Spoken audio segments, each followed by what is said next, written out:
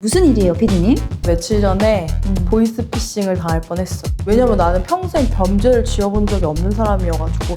뭐 하긴 너가 소년 때 하던 일들은 죽었지, 그게 걔네는. 정당방위인지는 나도 모르겠는데 또 큰일 났어, 쿠팡 때문에. 그러니까.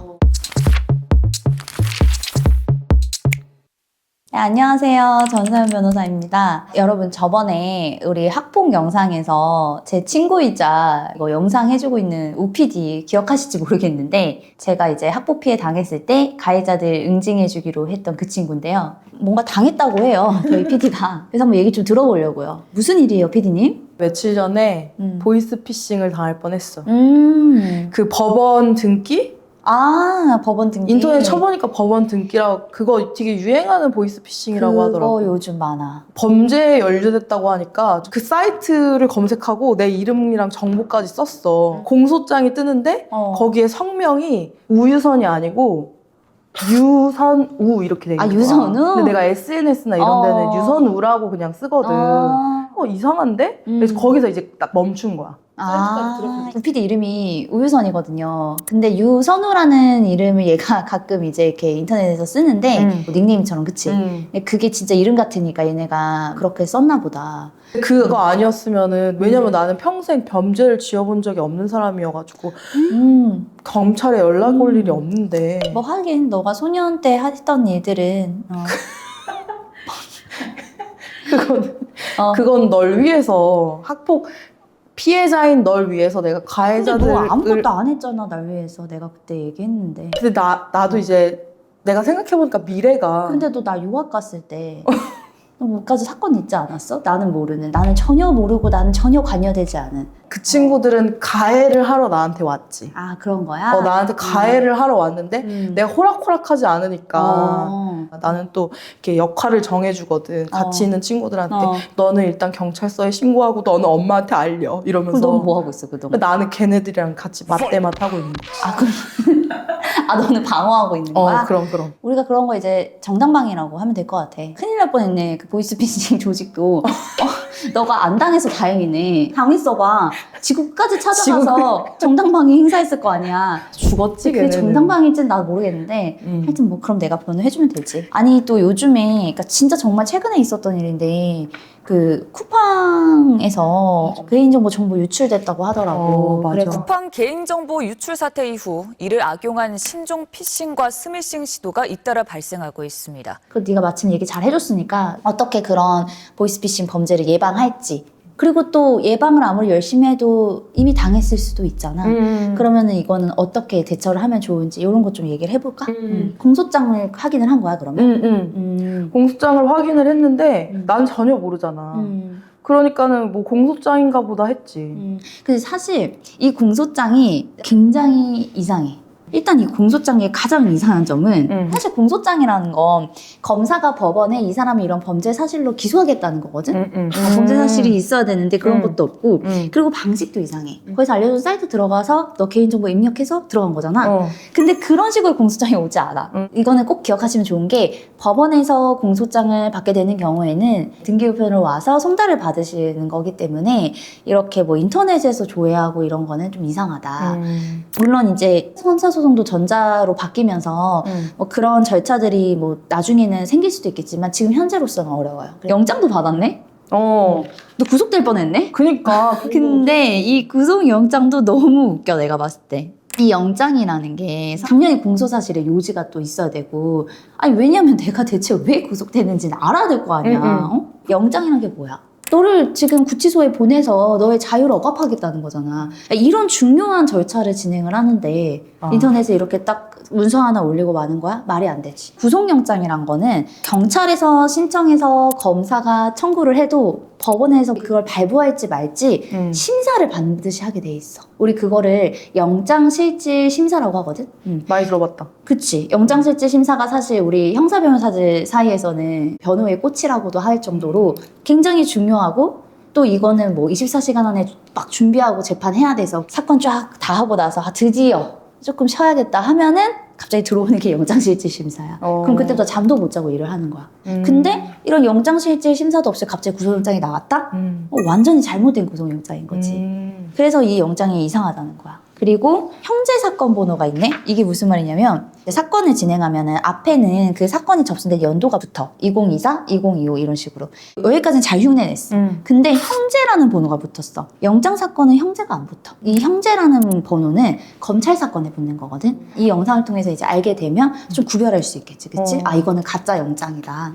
저도 되게 의심이 많은 사람이에요, 사실. 그치, 너가 의심이 많긴 의심이 하지. 많은데 근데 나도 막 깜짝 놀라서 막 들어가 봤으니까는 이런 걸 받는 순간 진짜고 가짜고를 떠나서 무서워. 일단 무섭지, 그치? 당황스럽고 그러니까. 근데 일단은 하나만 알고 있어도 속지는 않으실 텐데 일단 법원에서 이런 영장이든 아니면 뭐 공소장이든 이런 게 왔다. 개인정보 입력을 절대 요구하지 않아요. 경찰이든 검찰이든. 그래서 개인정보 입력하면 조회할 수 있다. 이런 거는 아, 보이스피싱이구나 라고 일단 1차적으로 생각하셔도 됩니다.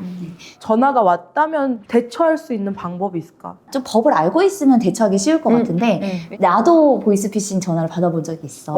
검찰이라고. 근데 나는 사건을 진짜 검찰 사건을 많이 하는 변호사잖아. 그러다 보니까 나는 그 전화가 왔을 때 사건 번호랑 피해자 성함 알려주시면 제가 확인해보고 다시 연락드리겠습니다 라고 했어. 난 당연히 내 사건인 줄 알고. 그랬더니 그 사람이 당황해서 그냥 끊더라고. 그러니까 나는 그때 아, 보이스피싱이구나 이렇게 알게 된 거야. 그러니까 내가 뭐 알고 한 건 아니지만 자연스럽게 변호사로서 해야 될 말을 하다 보니까 그 사람은 다시 연락 안 오더라고. 변호사인 척을 할까? 아, 뭐 변호사인 척 하는 것도 하나의 방법일 수 있는데 또 너무 그러면 사칭이니까 굳이 나 변호사예요 할 필요는 없고 사건 번호랑 성함 알려주시면 제가 확인해보고 다시 연락드리겠다. 제 담당 변호사랑. 그것도 좋은 방법인 것 같아. 또 하나 뭐 방법이 있다고 한다면 전화가 왔어. 링크 들어가라고 할 거 아니야. 해당 링크는 제가 신뢰할 수 있는 링크인지 검토해보고 다시 연락드리겠다. 이 사람 뭔가 알고 있는 사람이다 하고 이제 체크를 해줄 수 있겠지, 그치? 나는 당하기 직전에 딱 멈췄지만 당했으면 어떤 방식으로 내 돈을 빼갈지가 궁금한 거야. 수법은 많이 그래도 인터넷에 알려져 있는데 그래서 얘네가 어떻게 피해까지 일으키는지는 안 나와 있어. 궁금할 수 있어. 가장 많이 하는 거는 어떤 파일을 주면서 이걸 설치해야 된다고 할 거야. 뭐 예를 들어서 법원 공탁 아니면은 뭐 형사 절차 관련해서 안내해주는 프로그램이다 이런 식으로 해서 그걸 설치하게 하는데 사실 이 파일은 악성 코드 같은 게 심어져 있는 거지. 그래서 핸드폰에 설치하는 순간 원격 조정을 해서 계좌 이체를 하게 하거나 비밀번호를 알아내고 이런 방법들이 가능한 거지. 이런 수법도 있고 정말 경찰 검찰에서 연락 왔다고 하면 사람이 패닉이 돼. 내가 빨리 시키는 대로 안 하면 내가 잘못될 것 같은 거야. 그러다 보니까 이거 계좌에 있는 돈을 범죄에 이용될 수 있으니까 전부 옮겨야 된다. 그럼 이제 겁이 나가지고 걔네가 알려주는 계좌로 이체하게 되는데 사실은 대포통장인 거지. 사실 그 계좌에 돈을 넣는 순간 찾기가 굉장히 어려워. 보이스피싱 범죄 조직은 계좌 제공이나 이런 것들을 해준 자금 세탁하는 팀이 있고 그 계좌에서 돈을 빼돌리는 현금 수거책이 또 있어. 그리고 그 위에 이제 뭐 상담원들이나 이런 중간책들이 있고 그 위에 이제 총책이 있는데 사실은 그 현금 수거책만 잡히는 게 대부분 사건들이 그렇거든. 현금 수거책은 이미 범죄 조직에 전달했는데 잡혀도 당장 변제하기가 쉽지가 않은 거지. 근데 나 같은 변호사들도 나와서 이렇게 알려주기도 하고 또 실제로 피해 당하신 분들이 카페나 글도 많이 올리고 맞아. 뉴스에서도 많이 알려지면은 소개를 하잖아. 그러다 보니까 얘네도 계속 똑같은 방법을 쓰지는 않아. 검찰 사칭 사건이 한창 유행이었다가 요즘에는 법원 등기가 유행인 것처럼 그렇게 계속 바뀔 텐데 조직에서 돈을 가져가는 방식은 결국은 현금 수거책 그리고 대포통장 이런 걸 이용해서 가져가는 방식인 거야. 그러면은 만약에 당했다면 이럴 일은 절대로 없을 거라고 해야 되지만 만약에 당했다면 우리 PD가 노래도 참 잘합니다. 네. 만약에 당했다고 한다면 일단은 가장 중요한 건 돈을 그 계좌로 넣었잖아. 걔네가 알려주는. 그래서 그 계좌 지급정지 신청을 먼저 하는 게 가장 중요해.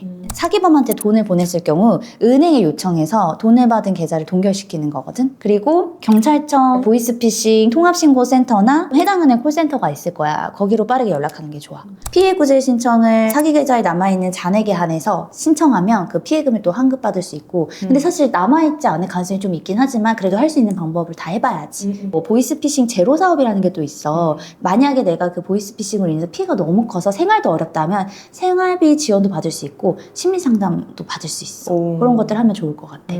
그리고 또 하나 중요한 게 형사고소를 해야 돼. 보이스피싱 이거 형사고소 의미 있나 생각할 수 있는데 이 보이스피싱 범죄가 사실 경찰에서는 굉장히 잡으려고 노력하는 범죄 중에 하나거든.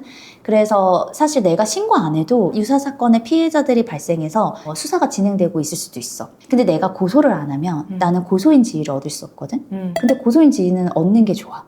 그래야 내가 수사 진행 사항도 안내받을 수 있고, 그다음에 검찰에서 걔네 계좌 압류하거나 윗선들까지 잡게 되면 집이나 뭐나 다 가압류하고 추징하고 하거든. 거기서 이제 피해금을 환급받을 수가 있어. 오. 근데 내가 고소인으로 특정이 안 돼 있으면 그러기가 어렵겠지. 실제로 내가 해봐도 잡히긴 잡혀. 밑에 현금 수거책 많이 잡히고, 이 친구들이 돈이 있으면은 어쨌든 합의금을 주기도 하고, 그 위에 중간책 잡히는 경우도 봤고 총책도 봤어. 오. 그러니까 사건마다 잡히는 경우가 있기는 하기 때문에 그래도 하는 게 좋아. 그리고 많이 질문 주는 거. 그러면 내가 고소할 때 변호사 선임해야 되냐? 당연히 선임하는 게 더 좋기는 해. 왜냐면 변호사가 이제 증거자료도 정리해주고, 아까 내가 얘기했던 그런 절차들 변호사는 당연히 알고 있으니까 타이밍에 맞춰서 다 진행해줄 수는 있지. 근데 참 변호사로서 이런 보이스피싱 사기 피해자분들 상담 올 때 좀 난감한 게, 돈을 100% 보전받을 수 있냐 했을 때 그거는 정말 사건을 진행해봐야 알 수 있는 거거든. 다 받고 거기서 플러스로 받은 사건도 있었지만 아직까지 못 잡아서 수사 중지 나오는 사건도 분명히 있어. 어쨌든 피해자 입장에서는 변호사 선임료를 당장 또 몇백만 원을 또 들여서 진행을 해야 되는 거잖아. 그래서 그 부분들은 이제 선택 사항이지만, 그래도 변호사 상담을 받아서 내가 어떤 절차를 진행해야 되는지, 해소할 가능성은 좀 있을지 알아보고 진행하면 좋을 것 같아. 나도 사실 보이스피싱 한번 이렇게 얘기는 해보고 싶었는데 정말로 지금 사회적인 문제고. 맞아.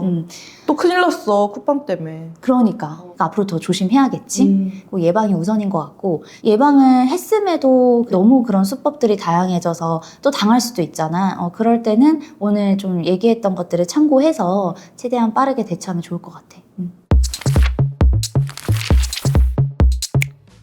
오유선 PD의 얘기를 들으면서 좀 보이스피싱 범죄 수법이 어떤 건지, 그리고 이걸 예방하는 방법 등 다양하게 이제 얘기를 해봤는데요. 여러분들 이 영상이 정말 도움이 돼서 사건에 연루되지 않았으면 하는 마음이 크고요. 그리고 앞으로도 여러분들한테 도움될 수 있는 정보 전달드리도록 하겠습니다.